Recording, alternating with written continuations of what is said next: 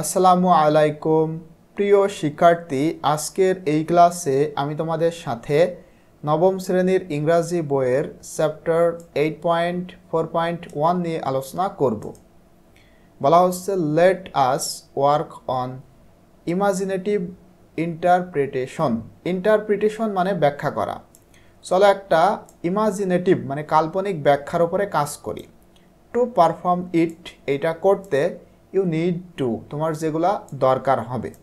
দেখো কি করতে হবে, তোমাদের প্রথমত বলা হচ্ছে work in a group of 6, মানে 6 জনের গ্রুপ তৈরি করো। Select any poem from your Bangla and English text books, এবং তোমার বাংলা অথবা ইংরাজি বই থেকে একটা মানে যে কোনো একটি কবিতা নির্বাচন করো। তো এখানে তোমাদের মূলত একটা কবিতা নির্বাচন করতে বলা হচ্ছে, এবং তুমি চাইলে বলা হচ্ছে you can even select one of the 3 poems from this experience. তোমরা এই বই থেকে আমরা যে কবিতাগুলো পড়েছি তার মধ্যে থেকেও একটি নির্বাচন করতে পারো। এরপরে now analyse the theme of imagination used in this poem. এরপরে যেই কবিতা তোমরা নির্বাচন করবা সেই কবিতার এই যে থিমটা তোমাদের মূলত কি করতে হবে, লিখতে বলা হচ্ছে। মানে কবিতা নির্বাচন করবা, তারপরে কবিতার থিম লিখতে হবে। You must discuss metaphors, images and symbols used in this poem. এরপরে তোমাদেরকে অবশ্যই এই কবিতাতে যে সমস্ত মেটাফোর ব্যবহার করা হয়েছে, যে সমস্ত ইমেজ ব্যবহার করা হয়েছে, যে সমস্ত স্যাম্বলস ব্যবহার করা হয়েছে, সেগুলো নিয়ে ডিসকাস বা আলোচনা করতে হবে। আফটার দিস, এইটার পরে এক্সপ্রেস ইউর পার্সোনাল রিফ্লেকশনস, তারপর তোমার ব্যক্তিগত যে প্রতিফলন সেইটা প্রকাশ করতে হবে। Which poem is connected with you the most and why. এরপরে কোন কবিতা সব থেকে তোমার সাথে কানেক্টেড বা সংযুক্ত এবং কেন, সেইটা তোমাদের বলতে হবে।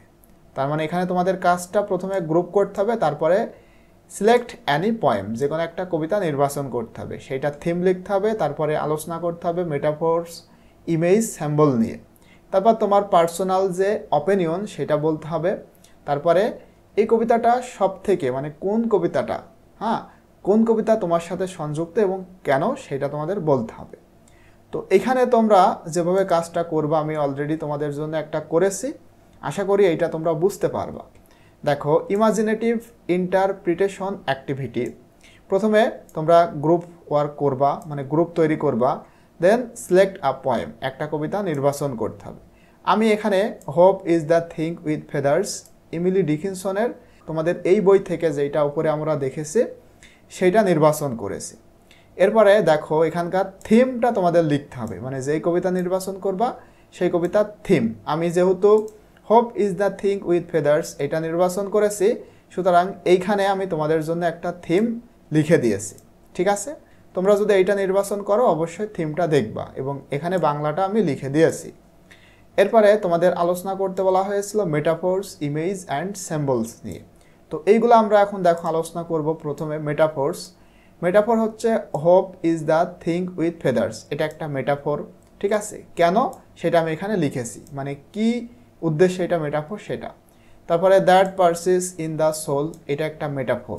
ঠিক আছে, এরপরে ইমেজটা দেখো, আ বার্ড সিঙ্গিং উইদাউট ওয়ার্ডস, একটা পাখি যে কোনো শব্দ ছাড়াই গান করতেছে, এটা একটা ইমেজ। আমাদের মনের মধ্যে কিন্তু এমন একটা কল্পনা তৈরি হচ্ছে। তারপরে হার্ড ইন দ্য গেল অ্যান্ড অন দ্য স্ট্রেঞ্জেস্ট সি, এবং কঠিন অবস্থা শোনা যাচ্ছে, এবং মানে একেবারে যে ভয়ঙ্কর সমুদ্র এবং কঠিন অবস্থার কথা আমরা এখানে শুনতে পাই। তার মানে আমাদের মনের মধ্যে কিন্তু এমন একটা পিকচার তৈরি হয়, এই জন্য এই দুইটা হলো ইমেজ। স্যাম্বলটা দেখো, দ্য বার্ড, পাখি একটা স্যাম্বল। তারপরে গেল অ্যান্ড স্টোর্ম, এইটাও হলো একটা স্যাম্বল।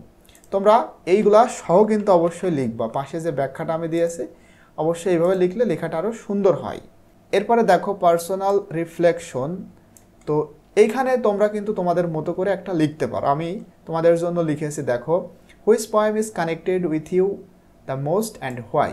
এই ক্ষেত্রে তোমরা তোমাদের মতো করে কিন্তু লিখবা।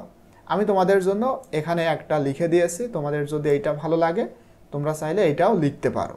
যেহেতু আমি জানি না তোমরা কোন কবিতা সিলেক্ট করবা, এই জন্য এত ডিটেলসে ভেঙে ভেঙে আর বোঝালাম না। আশা করি তোমরা যদি এইটা সিলেক্ট করে থাকো তাহলে এইটুকুতেই সুন্দর করে বুঝে যাবে।